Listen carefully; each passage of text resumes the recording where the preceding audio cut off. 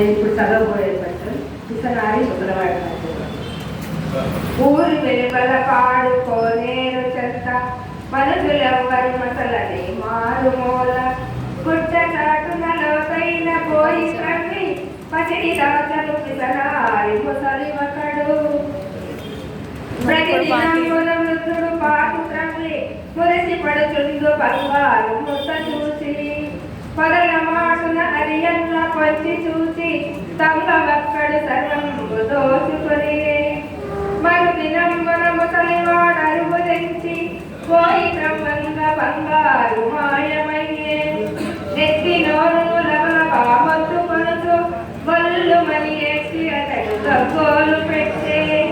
అంత అతని అరపులు ఆలకించి పరుగు పరుగున పొరుగు వారరుగు తెచ్చి ఏల ఏడ్చద వీలీల ఏల కొరని అనుసు ప్రశ్నింపయిరి పరవేతుడు ఏమి చెప్పుదు 30 ఏళ్ల నుండి కూడబెట్టిన ధనమెల్ల కోతిలో దాచి ఉంచితి ఎవడో తక్షణంలో పచ్చపై కమ్మన పొట్ట కొచ్చించే అప్పుడు వారలిస్తా పైడి నీకు ఏమి లాభంపు చేకూర్చే ఇంతదనుక